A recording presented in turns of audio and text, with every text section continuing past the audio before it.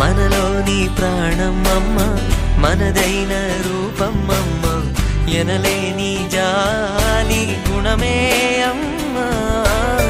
నడిపించే దీపం అమ్మ, కరుణించే కోపం అమ్మ, వరమిచ్చే తీపి శాపం అమ్మ.